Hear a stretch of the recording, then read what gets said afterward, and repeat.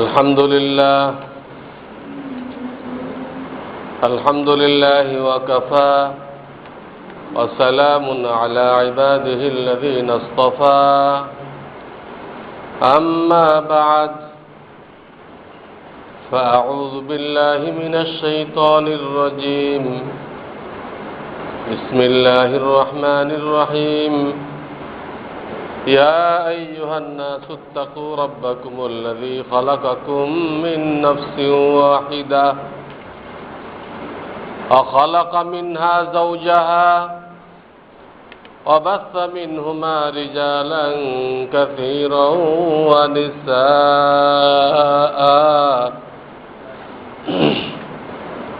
واتقوا الله الذي تساءلون به والأرحام إن الله كان عليكم رقيبا وقال رسول الله صلى الله عليه وسلم الدنيا كلها متاع وخير متاع الدنيا المرأة الصالحة صدق الله العلي العظيم وصدق رسوله النبي الكريم বুজুর্গানে মোহতারাম, আল্লাহ রাব্বুল আলামিন বান্দার জন্য বড় মেহেরবান।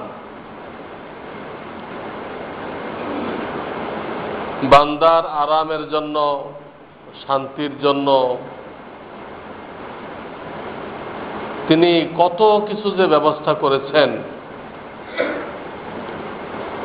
এটা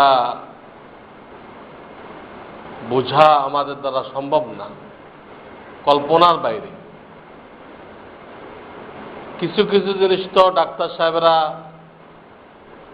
বিজ্ঞানীরা আবিষ্কার করছে যে এই জিনিসটা মানুষের এই খেদমত করতেছে, কিন্তু এর বাইরে হাজারো জিনিস রয়ে গেছে যেটা এখনো পর্যন্ত মানুষের জ্ঞানের মধ্যে আসে নাই যে এইটা কি কাজে লাগতেছে। পৃথিবীর এই জিনিসটা আমাদের কি কাজে লাগতেছে, এটা এখনো উদ্ঘাটন করা যায়নি। আর পরে হয়তো জানা যাবে যে এইটা এই কাজে আসছে।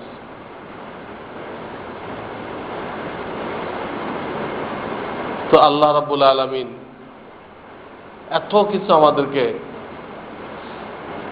ব্যবস্থা করে দিয়ে রেখেছেন আমাদের একটু আরামের জন্য, সুখ শান্তির জন্য, যাতে করে আমরা আরামে থেকে আল্লাহর বন্দেগী করি,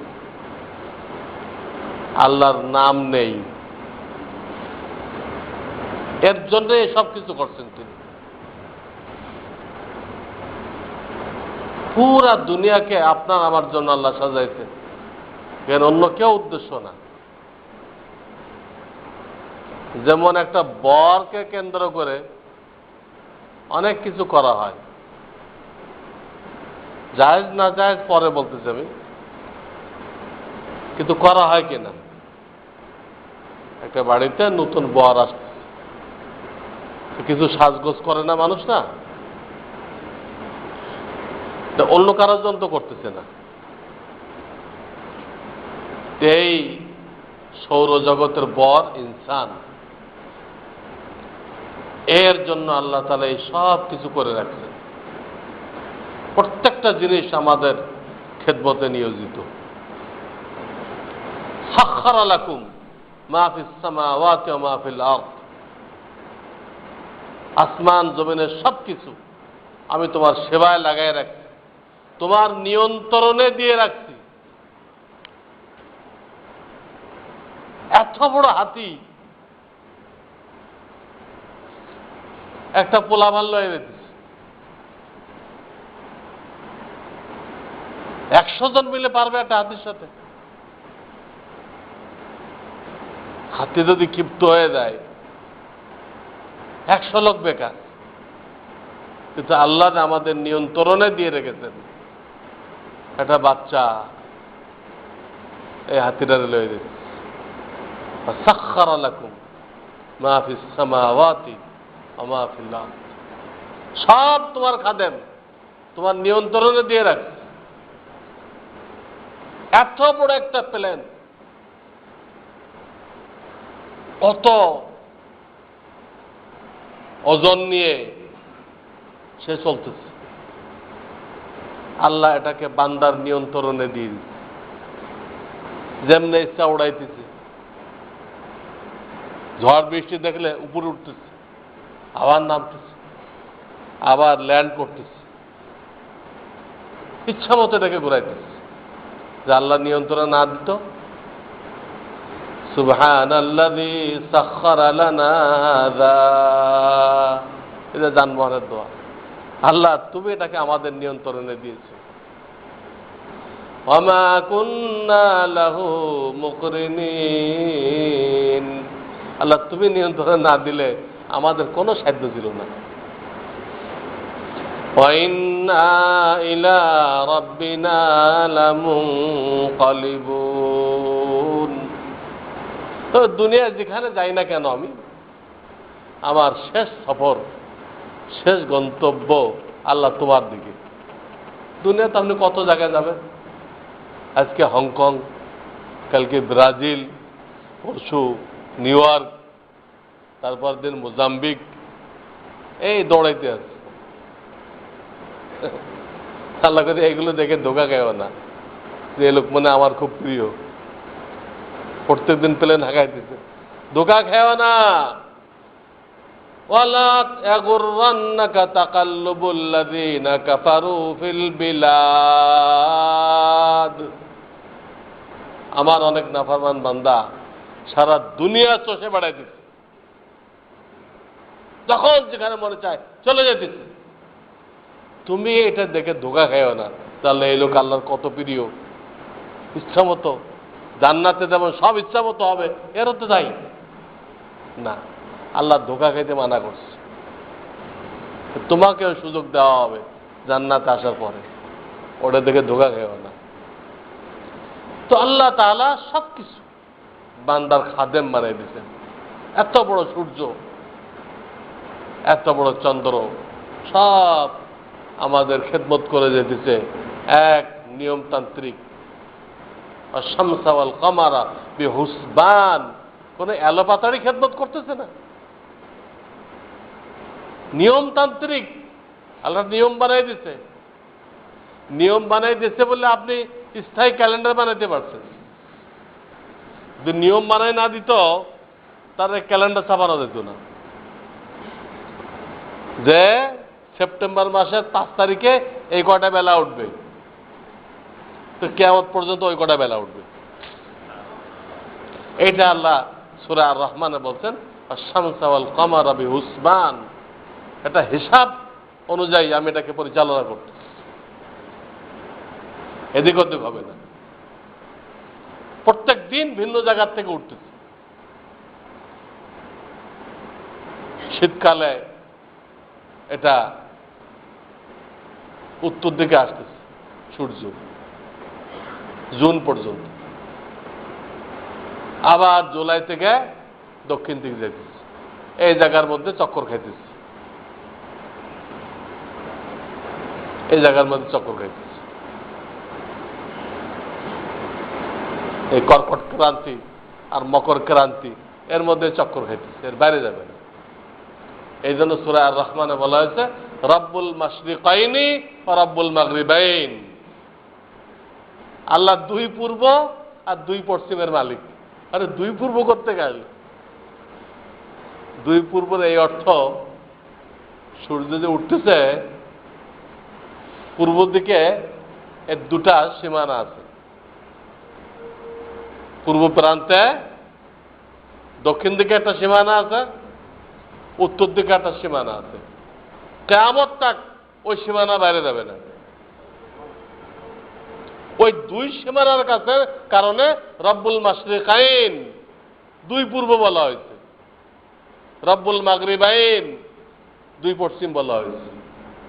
এর মধ্যে প্রত্যেক বছরে একবার সূর্য চক্কর খাইতেছে। শীতের পরে উত্তর আসতেছে, আবার গরমের পরে যখন শীত আসবে তখন আবার সে দক্ষিণ দিক যেতেছে, এই চক্কর খাইতেছে। প্রত্যেক দিন যদি এক জায়গাতে উঠত তা তো জমিন পুড়ে দিত, জমিন সূর্যের হিট বরদাস্ত করতে পারত। প্রত্যেক দিন পরিবর্তন করতে, যাতে আমাদের উপকার হয়, কোনো ক্ষতি না হয়। এইভাবে প্রত্যেকটা ব্যাপারে তিনি বান্দার আরামের খেয়াল রাখতেন। যে কোনো ইবাদত বলেন, বান্দার খেয়াল রাখতেন। আপনি হজে গেছেন, বাইতুল্লাহর তওয়াফ করতেছেন, তো 7 তওয়াফ দিলে কিন্তু গলা শুকায় আসে, 7 চক্কর দিলে গলা শুকায় আসে। হ্যাঁ, মানুষের বডি চায় একটু পানি খাওয়া দরকার। 7 চক্কর দিচ্ছে, এটা তো শরীরের চাহিদা। আল্লাহ ওইটাকে ইবাদত বানাই দিচ্ছে। 7 চক্কর মানে পানি খাওয়া ইবাদত, ওটা কিন্তু শরীরের চাহিদা ছিল, চাহিদাটা পূরণ করতেছে, ওটা ইবাদত হয়ে গেছে। দেখেন,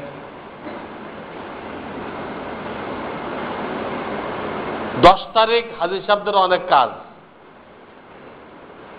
বড় শয়তানকে কঙ্কর মারো, ফরজ তওয়াব করো, জানোয়ার কুরবানি করো, মাথা মুন্ডাও, বহুত কাজ। আর এগুলো তো এক জায়গায় না, এক একটা এক জায়গায়। এই দৌড়দৌড়ির কারণে আল্লাহ একদিকে তার ঈদের নামাজ মাফ করে দিছে। হাজী সাহেবদের জন্য ঈদের নামাজ পড়া কোনো ওয়াজিব না।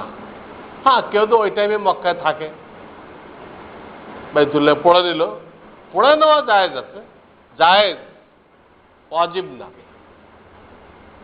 যেহেতু তাকে অনেক কাজ দিয়ে রাখছেন। এই কাজগুলো সাথে যে এসে ক্লান্ত হয়ে গেছে। ক্লান্ত হয়ে যাওয়ার কারণে তার রেস্টের দরকার, অসুস্থ না হয়ে যায়। এই জন্য দ্বিতীয় দিন, প্রথম দিন কিন্তু তাওয়াফের টাইম ছিল, প্রথম দিন শবে সাদেক থেকে নিয়ে আর এক শবে সাদেক পর্যন্ত 24 ঘন্টা। কিন্তু দ্বিতীয় দিন আপনি আর শবে সাদেককে নিয়ে মারতে পারবেন না, টাইম হবে না। জোহরের টাইম যখন হবে তখন আপনি কঙ্কর মারতে পারবেন। তো প্রথম দিন 10 তারিখে অনেকগুলো কাজ করে ক্লান্ত হয়ে গেছে, এখন তার রেস্টের দরকার। এই বাধ্যতামূলক রেস্ট করানোর জন্য তাকে তার পরের দিন সকালে কঙ্কর মারা নাজায়েজ করে দিচ্ছে। কঙ্কর মারা জায়েজ নেই, জোহরের পরে মারবা। যদি জায়েজ থাকতো, মানুষ এত বড় জাহেল আর এত বড় জালেম, সে শরীরের হক নষ্ট করে আবার শুরু করত, সব কঙ্কর মারিলই, তাহলে একবারে আরাম করব। এর মধ্যে অসুস্থ হয়ে পড়ত, আল্লাহ করতে দেয় না। জানেন এটা জাহেল, এটা জালেম। একাতে কইছে আল্লাহ এই কথাটা, কেউ কোরআনের আমানত গ্রহণ করলো না, মানুষ গ্রহণ করলো। আল্লাহ আসমানরে কইল, পাহাড়ে কইল, ইন্না আরাদনাল আমানাতা আলাস সামাওয়াতি ওয়াল আরদি ওয়াল জিবাল। আসমান, জমিন, পাহাড় সকলকে আল্লাহ কোরআনের আমানত গ্রহণ করতে কইছে। ফাআবাইনা, সকলে অস্বীকার করছে। ওয়া আশফাকনা আইয়াহমিলনাহা, এই আমানত বহন করতে ভয় পেয়ে গেছে। ওয়া হামালাহাল ইনসান, আর ইনসান তাড়াতাড়ি গর্দান পাইছে, আমার দেন, আমার দেন। কেউ সাহস করে নাই, এদের আমার দেন। তা আল্লাহ করতেছে এই জন্য চাইছে ওয়াকান আল ইনসানু যালুমান জাহুলা, এ বড় জালেম ছিল আর বেকুব ছিল, এই জন্য সে তাড়াতাড়ি লয়ে লেছে। এটা মহব্বত করে কইছে, এটা কোনো খারাপ জিনিস না। যত জালেম আর জাহেল কইছে, আরবি উর্দু ভাষায় তো মাসুক যে প্রেমাস্পদ তাকে জালেম বলা হয়। জালেম তুনে ক্যা ক্যা, আজ যে বোঝে না, হ্যাঁ প্রেশান হয়ে কিরে আমার জালেম বললো, কিন্তু বুঝতেছে না যে প্রেমাস্পদকে জালেম বলা হয়। জালেমের দুই অর্থ, এক অর্থ যে জুলুম করে, সন্ত্রাসী, সন্ত্রাসী কর্মকাণ্ড করে, এও জালেম। আর এক অর্থ হলো এই আরবি ভাষা আজিব। আদেল এর এক অর্থ ইনসাফ করনে ওয়ালা, আর এক অর্থ জুলুম করনে ওয়ালা, একই শব্দ, দুই অর্থ। তো বলতেছিলাম মানুষ এই দায়িত্ব গ্রহণ করল যে যেহেতু জালেম এবং জাহেল, এই জন্য সে 11 তারিখ রেস্ট করতো না। রেস্ট না করে আবার লেগে যেত কোথায়, 3 শয়তানকে কঙ্কর মারতে। আল্লাহ তাআলা বাধ্যতামূলক কি করছেন, হ্যাঁ, রেস্ট করার জন্য কঙ্কর মারা নাজায়েজ করে দিচ্ছে। তো কঙ্কর মারার টাইম হবে জোহরের সময়। প্রত্যেকটা জায়গায় তিনি বান্দার রেয়াত করছেন। খতনা করা এমনিই জরুরি। খতনা না করলে যে কত রকম রোগ হবে সেটা আপনার মুসলমানই বলেন। এটা স্বাস্থ্য রক্ষা করার জন্য, দাম্পত্য জীবনে কামিয়াব হওয়ার জন্য জরুরি, এমনিই করতে হতো। আল্লাহ এটাকে জরুরি করে দিচ্ছেন, ইবাদত ঘোষণা করছেন, শিয়ার ইসলাম ঘোষণা করছেন। কেউ যদি বয়স্ক হয়ে মুসলমান হয় কাফের থেকে, তার জন্য করতে হবে, এটা মাপ নেই। 160 বছর বয়সে মুসলমান হয়েছে, ওকেও খতনা করাইতে হবে। যদি খতনা করে বলতে সতর খোলা লাগবে না ডাক্তারের সামনে, খুলুক। ফরজ অফ করে, সতরের হেফাজত করা ফরজ, সেই ফরজকে অফ করে সতর খুলে ওরে খতনা করতে বলছে, যার পজিশন সুন্নত। ফরজ অফ করে সুন্নত আদায় করতে বলছে, কেন? এটা না হলে অনেক সমস্যা। ইবাদত বানাই দিতে, বহুত বড় ইবাদত, এত বড় ইবাদত। তো পথে ঘাটে যদি কেউ মারা যায় আর তার কাছে ইসলামের কোনো নিদর্শন না পাওয়া যায়, দাড়ি থাকলে তো দাড়িতেই বোঝা যায়, কিন্তু অনেকে দাড়ি রাখে না দুর্ভাগ্যবশত, অনেকে দাড়ি হয় না। এই লোকটাকে কবর দেওয়া হবে না, শ্মশানে নেওয়া হবে। সেখানে তার ইমানের আলামত হলো খতনা। ইমানের আলামত হলো খতনা। ইমানের দুটো আলামত থাকছে, একটা আলামত দাড়ি, একটা আলামত খতনা। দাড়ি থাকলে তো কাজ হয়ে গেল, না থাকলে বাধ্য হয়ে সতর দেখতে হবে, দেখে তার কাফন দাফনের ব্যবস্থা করতে হবে। তো বলতেছিলাম খতনা এমনিই জরুরি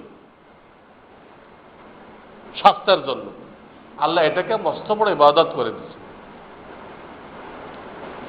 রোজা এমনিই জরুরি, কারণ পাকস্থলে যদি রেস্ট না দেওয়া হয়, 12 মাস সমান এটাকে কাজে লাগানো হয়, তাহলে পাকস্থলী খুব তাড়াতাড়ি দুর্বল হয়ে যাবে, এটা আর কোনো কাজ করবে না। একে একটু রেস্ট দেওয়া দরকার, যে কোনো জিনিস রেস্ট দেওয়া দরকার, তাহলে সে দীর্ঘমেয়াদী কাজ করতে পারে। তো স্বাস্থ্য রক্ষা করার জন্য, পাকস্থলের হেফাজতের জন্য এটা জরুরি ছিল রেস্ট। ওই রেস্টটাকে আল্লাহ ইবাদত বানাই দিচ্ছে, ওটার নাম রোজা। এত বড় ইবাদত বানাই দিচ্ছেন যে এইটার বিনিময়ে আল্লাহ নিজে দিবেন, কাউকে কোনো মাধ্যম নেই, কোনো ফেরেশতা দিয়ে দিবেন না। অথচ আপনার আমার জন্য এমনি জরুরি। আল্লাহ ইবাদত নাও বানাইতো, তাও ডাক্তাররা এটা লিখতো যে আপনি কিছু রেস্ট দিবেন পাকস্থলীকে, সারাদিন খাইতেই থাকবেন না।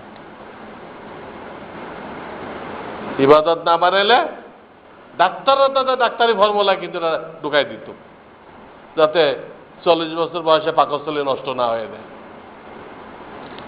কিন্তু আল্লাহ আগের থেকে ইবাদত করে দিচ্ছে। এরকম যেখানে আপনি দেখবেন এই নামাজ পড়তে আসছেন, পয়লা তাকবীরটা জরুরি করছে, শেষের সালামটা জরুরি করছে, মাঝখানের তকবীরগুলো জরুরি করে দিয়েছে।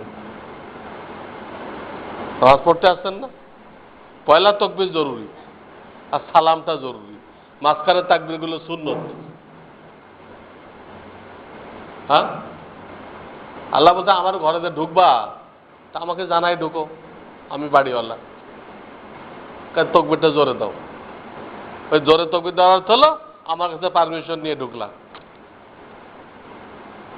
আবার যখন চলে যাবা তো সালাম দিয়ে বিদায় নিয়ে যাও, আমার জানাই যাও।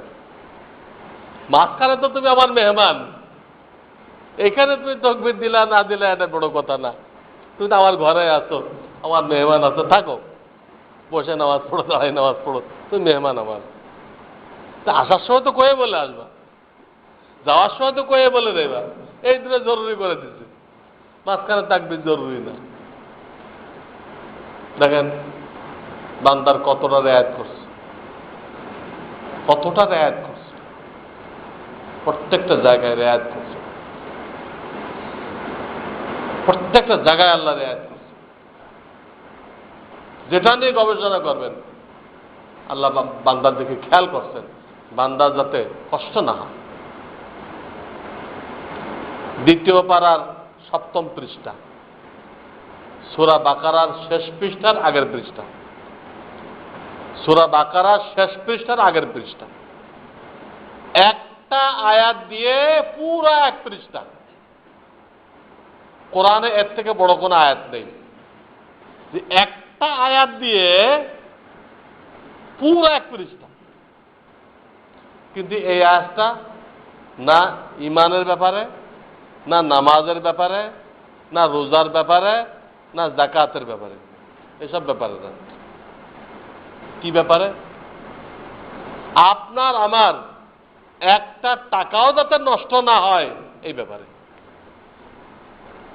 আপনার আমার একটা টাকা নষ্ট না হয় ওইটাই হেফাজত করার জন্য এত বড় আয়াত। যত বড় আয়াত ইমানের ব্যাপারেও নেই, নামাজের ব্যাপারেও নেই। ওই পুরো আয়াতের সারমর্ম হলো যে কোনো লেনদেন বাকিতে করবা, এক্ষুনি কমপ্লিট হইতেছে না, এটা লিখে ফেলো, দুজন সাইন করো, সাক্ষী সাইন নাও। এই কথাটা বোঝানোর জন্য যে লেনদেনটা এক্ষুনি কমপ্লিট হইতেছে না, লেখো তোমাদের কি চুক্তি হয়েছে, কি শর্ত সারা, সব লেখো, দুজন সাইন করো, সাক্ষী সাইন দাও। এর কয়েকদিন পরে দেখা যাবে একজন এর ওটা শর্ত ছিল, কয় না এটা তো আপনি বলেন নাই, তো ঝগড়া লেগে যাবে। আল্লাহ কোন অবস্থায় 2 মুসলমানের মধ্যে ঝগড়া লাগুক এটা আল্লাহ বরদাস্ত করেন না। আল ফিতনাতু আসাদ্দু মিনাল কতল। এই জন্য বেচা কেনা অধ্যায় শত শত বেচা কেনা পাওয়া যায়, সেটা মূলত হারাম না, কিন্তু ঝগড়া লাগতে পারে বলে হারাম করা হয়েছে। আপনি হেদায়া পড়েন, আমরা ক্লাসে যে মাসলা মাসালের কিতাব পড়াই, এর সর্বশেষ কিতাবের নাম হলো হেদায়া। হেদায়া 4 খণ্ডে, ইবাদত বন্দেগী শুধু 1 খণ্ডে, আর মানুষ সাথে লেনদেন 3 খণ্ডে। বান্দার হককে আল্লাহ এত জোর দিচ্ছেন যে ওটা বয়ান করতে 3 খণ্ড লাগছে, বড় বড় 3 খণ্ড। আর ইবাদত বন্দেগী একদম যাকাত হজ পর্যন্ত 1 খণ্ড। হেদায়া। তো সেখানে দেখেন বেচা কেনা অধ্যায়, বেচা কেনা তো সাংঘাতিক জিনিস। প্রত্যেক জামানায় ইসলামী হুকুমতের পক্ষ থেকে লোক দেওয়া হতো বাজার যাচাই করার জন্য, কেউ ভেজাল দিচ্ছে কিনা, বেশি দাম রাখতেছে কিনা, মজুদদারি করতেছে কিনা, এইগুলো দেখাশোনা করার জন্য প্রত্যেক জামানায় লোক দেওয়া হইত। হযরত ওমরে ফারুক তো নিজে রাদিয়াল্লাহু তাআলা আনহু ডান্ডা নিয়ে ঘুরতেন। লোক তো ছিলই, লোক তো রাষ্ট্রের পক্ষতে আছে, উনি লোক দিয়েও বসে থাকেন নাই, নিজে নামছেন মার্কেটে, নামের বিভিন্ন দেশে দাম জিজ্ঞেস করতেছেন, মাসআলা জিজ্ঞেস করতেছেন, এটা বেচার নিয়ম কি। কোন দোকান যদি মাসলা বলতে না পারছে ডান্ডা মেরে উঠে তালা লাগাই দিচ্ছে, তোমার দোকানদারি করার অধিকার নেই, তুই তো মানুষের হারাম খাওয়াইবা, লেনদেন উল্টা করে দিবা, আর লেনদেন উল্টা হলে বেচা কেনা নাজায়েজ হয়ে যায়, নাজায়েজ হয়ে যায়। আপনি 1 কেজি চিনি কিনলেন, তাহলে মাপতে হবে, কেজি যখন কইলেন মাপতে হবে। আর না বলেন যে এটা কত, এই প্যাকেট কত, ও 1 কেজির দামই চাবে, দিয়ে চলে আসেন, প্যাকেট কেনেন, কেজিতে দেন না, ও তো প্যাকেট দেখলে বোঝা যাচ্ছে। প্যাকেট কেনেন তো শরীরতে মাপতে কইবে না, তোর কেজি কইবেন, তা আপনার সামনে মাপতে হবে, ও মাপে রাখছে, এটা শরীয়তে কোনো দাম নেই। হালাল পয়সাতে কিনলেন, কেজি কিনলেন কিন্তু মাপলেন না, তা আপনার জন্য গুনার কাজ হলো। এইভাবে বহু জিনিস আছে, টাকা দিয়ে কেনার পরও কি হয়, হারাম হয়ে যায়। দোকান থেকে মাল আনলেন, দোকানদার বলছে যে এখন টাকা দেন, তাহলে 500 টাকা দিবেন, আর আপনি তো মাস শেষে একবারে বিল দেন, ওইভাবে যদি বিল দেন তাহলে কিন্তু এটা 520 টাকা দাম পড়বে। আচ্ছা, নিয়ে গেছে, বললো না সে এখন টাকা দিবে না মাসের মাথায় বিল দেবে, আচ্ছা কই চলে এসেছে, এটা না জায়েজ, এই কেনা বেচাটা হারাম হয়ে গেল। আপনি ফাইনাল করেন, এখন দিবেন না কি, ফাইনাল করেন, তারপর আসেন, ফাইনাল করেন না, ওই শুনে চলে এসেছে, ফাইনাল তো করতে হবে। এক লোকের দিচ্ছে, ভাই আপনি যে মাথায় করে লয়ে দিতেছেন, আপনার এই বস্তার মধ্যে ধান না চাল, হ্যাঁ হ্যাঁ, কোনটা আপনি দুটা কইছেন, দুটাতে হ্যাঁ হ্যাঁ করছেন, যে আপনাদের বস্তায় ধান না চাল, এই প্রশ্নটা বেকার, যা থাকুক তোমার দরকার কি, বেহুদা প্রশ্ন। মানে কেন আপনি কয়বার হজ করছেন, কি ফায়দা হলো, বেহুদা প্রশ্ন। আপনার কত টাকা জাকাত আসছে, তোমার ফায়দা কেটা শুনলে। আমরা যে প্রশ্নগুলো করি অধিকাংশ বেহুদা কথা, এর জন্য কৈফিয়ত দিতে হবে। প্রশ্ন করতে হবে কাজের প্রশ্ন, জরুরি প্রশ্ন, যাতে একটা মসলা জানা হয়। এইসব প্রশ্ন করা, কয়বার হজ করছেন, কয়বার উমরা করছেন, হ্যাঁ, পার্টি করেন কিনা, মিছিল করেন কিনা, সব বেঢঙ্গ প্রশ্ন। ও না, প্রশ্ন তো কাজের হইতে হবে। তো এই যে আপনি এইভাবে কিনলেন, দোকানদার বলল যে এখন নিলে নগদ দাম দিলে 500 টাকা, আর যদি আপনি 1 মাসের বাকিতে খান আমার দোকান থেকে, ওইভাবে দেন, তাহলে কিন্তু 520 টাকা দাম ধরবে। কি করবেন, আগে ফয়সালা করতে হবে, তা আপনি আসবেন, কিছুই ফয়সালা করলেন না, চলে আসলেন লয়ে, এটা নাজায়েজ কাজ হইল। এরকম বহু জিনিস আছে যে আপনি হালাল মাল হালাল পয়সাতে কিনতেছেন, কিন্তু হারাম হয়ে গেছে। এই জন্য ওমরে ফারুক রাদিয়াল্লাহু তাআলা আনহু ঘুরতেন, কেউ মজুদদারি করতেছে কিনা ঘুরতেন। এখন তো এগুলো নেই, ইসলামের নিয়মগুলো না মানার কারণে ব্যবসায়ীরা সিন্ডিকেট করে ইচ্ছা মতো প্রত্যেক মাসে মাসে দাম বাড়াইতেছে, থামানোর কোনো ব্যবস্থা নেই। কাজা দেশ চালায়, তা তো ইসলামের আলিফটাও জানে না, ইসলামের কি নিয়ম নীতি ছিল, কোরআন হাদিস কি বলে, এগুলো তাদের থেকে কয়েকশো মাইল দূরে, তারাও ইসলাম থেকে কয়েকশো মাইল দূরে, এগুলো থিওরি জানবে কোত্থেকে? এই জন্য এরা কোনো দিনও কন্ট্রোল করতে পারবে না। কোনো সম্ভাবনাও নেই। ওটা করতে গেলে আপনাকে ইসলামে ফিরে আসতে। ইসলামের কি নিয়ম ছিল? আজকে আপনি একটা চোরের হাত কাটে দেন, চুরি বন্ধ হয়ে যাবে। আজকে আপনি একটা ডাকাতকে চৌরাস্তায় ফাঁসি দেন, ডাকাতি বন্ধ হয়ে যাবে। কিন্তু বর্তমান জামানার ফেরাউন তারা এটাকে বলতেছে মানবাধিকার লঙ্ঘন। চোরের হাত কাটে দিলে মানবাধিকার লঙ্ঘন, ডাকাতকে খুনিকে ফাঁসি দিলে মানবাধিকার লঙ্ঘন। তুই যে মানবাধিকার লঙ্ঘন কইলা, এতে যে হাজার লোকের জান যাইতেছে, এটা মানবাধিকার লঙ্ঘন না? একটা ডাকাতকে লালন পালন করার দরুন, মাফ করার দরুন হাজার লোকের জান যাইতেছে, ওখানে কোনো মানবাধিকার নেই। আর এই ডাকাতটাকে ফাঁসি দেওয়া, এটা মানবাধিকার লঙ্ঘন। এরা তো গোপনে দেয় রাত 3টার সময়, এটা ইসলামে জায়েজ নেই। ইসলামে দিনে দিতে হবে এবং হাজার হাজার লোকের সামনে দিতে হবে। ওয়ালিয়াশহাদ আযাবাহুমা তায়ফাতুম মিনাল মুসলিমিন। দণ্ডবিধি যখন জারি করা হবে, মুসলমানদের বিশাল জামাতের সামনে জারি করতে হবে।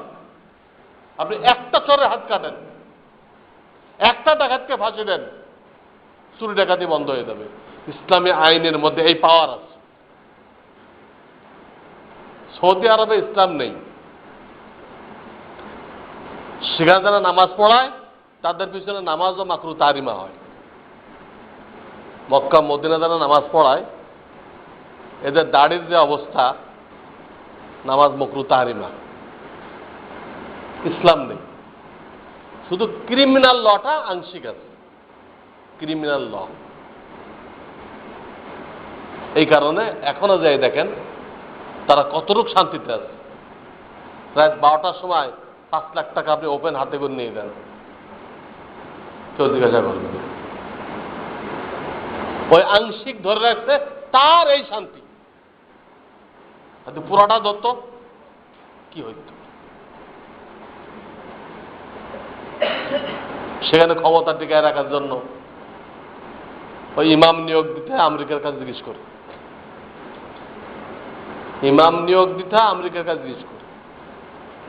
আর ওরা ওদেরকে এজেন্টদেরকে দেয়। নাউযুবিল্লাহ মিন যালিক। ক্ষমতা এমন জিনিস, সব বরবাদ করে দেয়।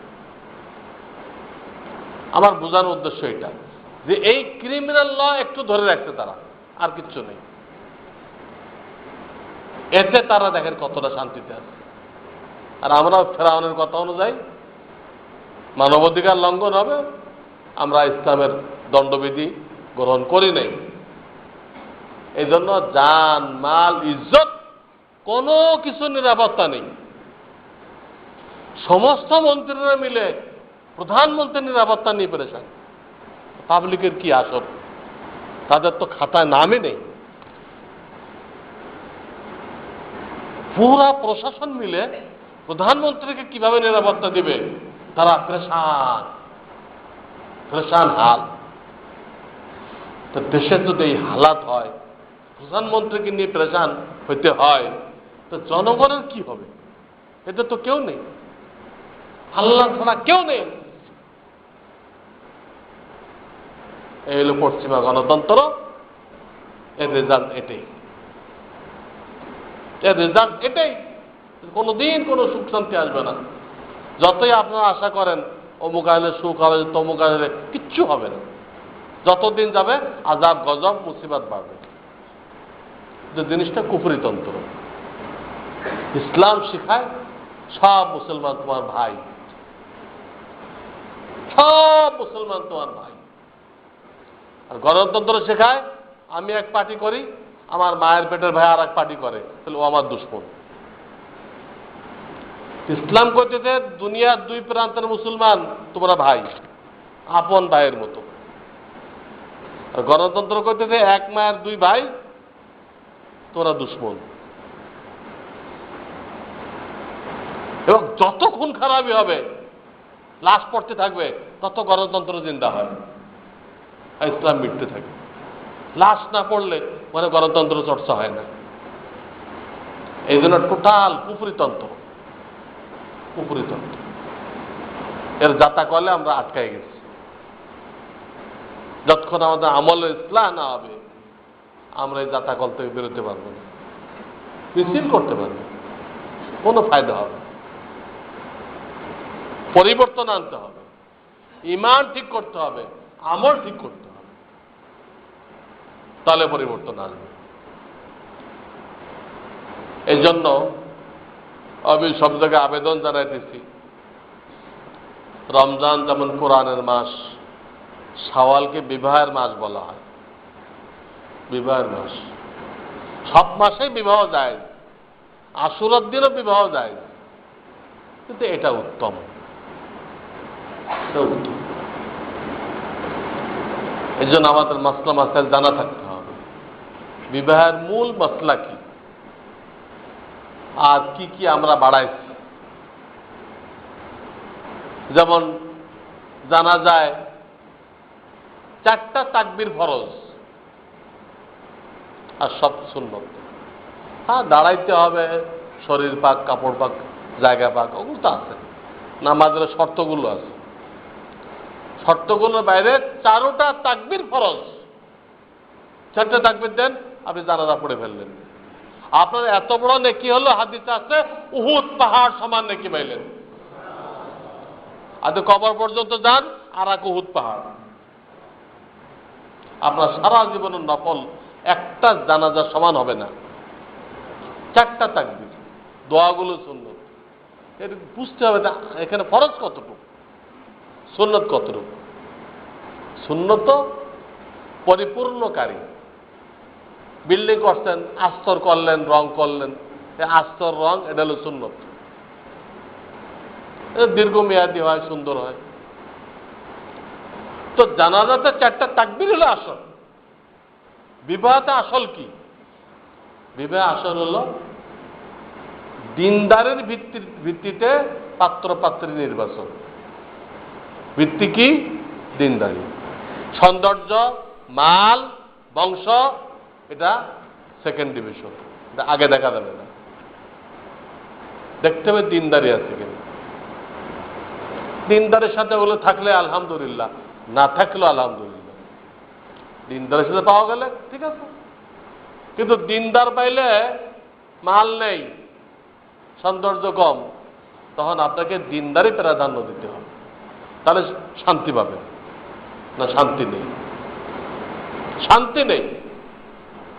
সৌন্দর্য দেখা ইহুদিদের তরিকা, সৌন্দর্যের ভিত্তিতে বিয়ে করা ইহুদিদের তরিকা, মালের ভিত্তিতে বিয়ে করা খ্রিস্টানদের তরিকা, বংশের ভিত্তিতে বিয়ে করা হিন্দুদের তরিকা। আল্লাহ রাসূল শিখাই গেছেন দিনদারি দেখো, তার সাথে এগুলো থাকলে ভালো, না থাকলে দিনদারিকে প্রাধান্য দেবে। এই বিবাহের 1 নম্বর কথা এটা। যখন দিনদারের ভিত্তিতে চয়েস হয়ে গেল, এখন কাজ হলো মোহর উল্লেখ করে এক পক্ষ প্রস্তাব দিবে, আর এক পক্ষ কবুল বলবে একবার। এখনো অনেক এলাকায় 3বার কবুল বলে। এখনো বাংলাদেশে অনেক এলাকায় কয়বার কবুল বলে? মনে যে জোড়া লাগতেছে না, মোটে ধাক্কায় জোড়া লাগাই দিচ্ছে। ফালতু কথা। মুসলমানের কথা একবারই যথেষ্ট। ছেলে সালামও 3বার দেয় কেন দেখেন, একবার। তো দিনদারের ভিত্তিতে চয়েস হওয়ার পরে মোহর উল্লেখ করে এক পক্ষ প্রস্তাব দিবে। মেয়ের উকিল বলল যে আমি 10,000 টাকা দেন মোহরে আমার মেয়েকে আপনার নিকটে বিবাহ দিলাম। সে বলল আমি কবুল করলাম, বিবাহ হয়ে গেছে। এই হলো বিবাহের মৌলিক বিষয়। এই যে আমরা খুতবা দেই, এটা বরকতের জন্য, খেজুর ছিটাই বরকতের জন্য। এটা কোনো ওই ফরজ ওয়াজিবের মধ্যে না। খুতবা কোনো জরুরি না, মৌলবি জরুরি না, এটুক বিবাহ। কিন্তু এটা কেন্দ্র করে কত উল্টা পাল্টা। আজকাল ওই মালদারিকে প্রাধান্য দেওয়া হয়, সৌন্দর্যকে প্রাধান্য দেওয়া হয়, কাফেরদের তরিকা। তারা চয়েস হয়ে গেছে, ইসলাম বলে তাড়াতাড়ি বিবাহ, চয়েস হয়ে গেছে, দেরি করো না, দেরি করা নিষেধ। কিন্তু চয়েস হওয়ার পরেও 3 মাস পরে দেয়, ডেট দেয়। আর এদিক দিয়ে ছেলে মেয়ে টেলিফোনে সমানে আলাপ করে, আমাদের তো বিয়ে হয়ে গেছে, হালাল হয়ে গেছে। অনেকে তো ছেলে মেয়েকে নিয়ে ঘুরতে যায়, বিয়ে হয় নাই কিন্তু তারা বুঝতে হয়ে গেছে। এত জাহেল আমরা। এটা হবে, দেরি করলে এটা হবে। চয়েস হয়ে গেছে, এক্ষুনি পড়াই দাও। 12 মাস বিয়ে যায়, সপ্তাহ 7 দিন যায়, যে কোনো জায়গায় বিবাহ যায়। হ্যাঁ, উত্তম শাওয়াল মাসে শুক্রবার মসজিদে। তো জানা থাকতে হবে জরুরি কোনটুকু আর বরকতের জন্য কোনটুকু। দুটা খরচ আছে। মোহর দিবে তৌফিক অনুযায়ী মোহর, 10 দিরহামের কম হলে হবে না। আর তৌফিক অনুযায়ী অলিমা খাওয়াবে, এই দুটা খরচ আছে। উভয় খরচ ছেলের দায়িত্ব, মেয়ের কোনো দায়িত্ব নেই। মেয়ের বাপ এই 15-20 বছর খরচ করছে, তাকে বিবাহের সময় আল্লাহ তাআলা খরচ মাফ করে দিচ্ছে। তার আত্মীয় স্বজন আসবে, তারা বাড়ির থেকে টিফিন গাড়ি নিয়ে আসবে, মিলাই ঝুলে খাই নেবে, কোনো খরচ নেই। আত্মীয় যারা আসবে প্রত্যেকে বাসাতে খানা লয়ে আসবে, এই খাবে। এই হলো তরিকা। আমার দেশে কি হচ্ছে, ছেলে করতে যে 150 লোককে খাওয়াইতে হবে, হারাম খাওয়া। আল্লাহ রসুল বলছেন এক হাদিসে যে তোমরা চোর হয়ে ঢুকলে ডাকাতি করে বের হবে। এইভাবে দাওয়াত নেওয়া হয়েছে, দুটা টাইটেল দিয়েছেন আল্লাহ রসুল, চোর আর ডাকাত। এরকম হারাম খানা থেকে আল্লাহ আমাদের হেফাজত করে। আর ছেলে যদি অলিমার দাওয়াত দেয়, সেখানে কোনো বেপর্দা না হয়, ঠিক আছে। কিন্তু আজকাল বেপর্দা হয়, যদি দেখা যায় যে আলাদা ব্যবস্থা করে যে এই পাশে পুরুষরা, ওই পাশে মেয়েরা, কিন্তু কোনো লাভ হয় না। কারণ ওই মহিলারা পুরুষের চলে আসে তার স্বামীরে খুঁজতে, আবার পুরুষরা মহিলারা চলে যায় তার বিবিকে খুঁজতে। নিজের বিবি তালাশ করতে যায়, কত লোকের বিবি সে পরিদর্শন করে গেছে তার বিবি তালাশ করতে। ঠিক তার বিবি কোনটা এত ভালো করে না দিলে তো বুঝতে পারবে না। কত লোকের বউ দেখে আসছে মুফতে, এই জন্য যায় না। এই জন্য এই সিস্টেমটা কোনো দিনদারি না। নিয়ম হলে এই অলিমাতে কোনো হাদিয়া নেওয়া হবে না, নিষেধ। খ্রিস্টানদের তরিকা, কোনো মহিলা আসবে না। হ্যাঁ, এতটুকু করতে পারেন, প্রত্যেকে খেয়ে যাবে, প্রত্যেকে একটা প্যাকেট দিয়ে দিবে, ওটা দেয় বিবিকে বোঝাই দিবে। পুরুষরা খেয়ে যাবে আর বিবি সাহেবের জন্য কি করবে, একটা প্যাকেট লয়ে যাবে। প্রথা বড় কথা না, কথা হলো আল্লাহর হুকুম মানতে হবে। আল্লাহর হুকুম মানার জন্য আপনাকে আমাকে বানানো হয়েছে, রসুলের তরিকা মানতে হবে। খালি মানলেও হবে না, আপনার আমার দায়িত্ব এটা দুনিয়াবাসীর কাছে পৌঁছাই দেওয়া। জানো, আমল করো, দাওয়াত দাও, 3টা দায়িত্ব। আজকে বর্তমান জামানার মুসলমানরা 3টার একটা তো না জানে, না আমল করে, না দাওয়াত দেয়, একটা তো নেই। সেটা আযাব গজবের মূল কারণ। এটা আযাব গজবের মূল কারণ যে না এটা শিখতেছে, না আমল করতেছে, না দাওয়াত দিচ্ছে। এটা আযাব গজবের মূল কারণ। এই জন্য যারা আল্লাহ তাদেরকে কিছুটা দিনদারি দিচ্ছে, তাদেরকে আমি বলবো যে যেখানে যান মানুষদেরকে কোরআন সহি করার জন্য দাওয়াত দেন। ভাই, নুরানি পদ্ধতিতে চক সিলেট দিয়ে কোরআন সহি করেন, 1 নম্বর। 2 নম্বর, কিতাবুল ইমানের তালিম করেন, ইমান কাকে বলে জানেন, আর দাওয়াতের মেহনত করে ওই পয়েন্টগুলো দিলে বসান। শুধু কিতাবুল ইমান পড়লেও হবে না, আবার শুধু দাওয়াত দিলেও হবে না। শুধু দাওয়াত দিলেন, কি কি পয়েন্ট বিশ্বাস করতে তা জানেন না, সারা জীবন দাওয়াত দিলে ইমান হবে না। পয়েন্টগুলো তো জানতে হবে যে আল্লাহ কোন কোন পয়েন্টগুলো বিশ্বাস করতে বলছে। এই জন্য কিতাবুল ইমানের তালিম হইতে হবে, তো জানা হয়ে গেল, প্রাথমিক বিশ্বাস হয়ে গেল, ওটাকে পাহাড়ের মতো মজবুত বিশ্বাস করার জন্য দাওয়াত। 2 নম্বর কথাই এটা দাওয়াত দেন, আমরা কিতাবুল ইমানের তালিম করি মসজিদে মসজিদে, ঘরে ঘরে, আর লোকদেরকে তবলিগে মেহনত করতে বলি। 3 নম্বর, ওলামা কেরাম থেকে বিশেষ করে যারা মজলিসে দাওয়াতুল হক করে তাদের কাছ থেকে নামাজটা শিখে নেওয়া, কেমনে হাত তুলতে হবে, এইভাবে সামনে কেমনে বাঁধতে হবে, কেমনে রুকু করতে হবে, রসুলের নামাজ, ওই নামাজটা প্র্যাকটিক্যাল শিখে নেওয়া।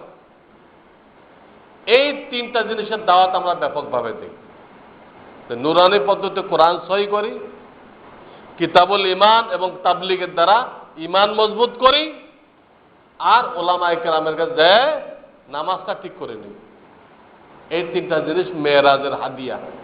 যে 3টা বললাম আমি, 3টা দাওয়াত পৌঁছাই দেই, এই 3টা মেরাজের হাদিয়া। আল্লাহ তাআলা নবীজির মাধ্যমে আমাদেরকে হাদিয়া দিয়েছিলেন মেরাজ, মুসলিম শরীফের হাদিস।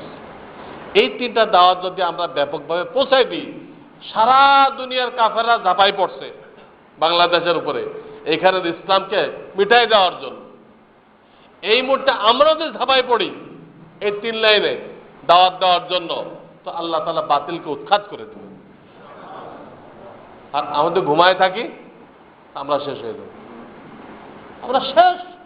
যেভাবে নেশার দ্রব্য পাঠানো হইতেছে, যেভাবে নাস্তিক বানানোর ব্যবস্থা করা হইতেছে, যেভাবে বেপর্দা করার ব্যবস্থা করা হইতেছে, আমরা অচিরেই ধ্বংস হয়ে যাব। এই জন্য আমার আবেদন, আমি আজকে বিয়ের মশলা বলে দিলাম, সেই সাথে 3টা বিষয়ের দাওয়াত ব্যাপকভাবে দেই। কোরআন সহি করো, ইমান সহি করো, নামাজ সহি করো। এই কোরআন, ইমান আর নামাজ, এই 3টা মেরাজের হাদিয়া। আর কিছু না দিয়ে আল্লাহ এই 3টাতে দিল, এটা বোঝা যায় যে বুনিয়াদী ভাবে এই 3টা জিনিস জরুরি, এটা ছাড়া আগানো যাবে না কোনো লাইন। এটা আমি আপনাদের সকলকে বলতেছি, যে যেখানে যাবেন আল্লাহর রাস্তে এই 3টা দাওয়াত আল্লাহর বান্দাদের কাছে পৌঁছাই দেন। আল্লাহ আমাদের সকলকে দ্বীনের দায়ী হওয়ার এবং সুন্নতের যে আমল করার তৌফিক দান করেন। ওয়া আখিরু দাওয়ানা আনিল হামদুলিল্লাহি রাব্বিল আলামিন।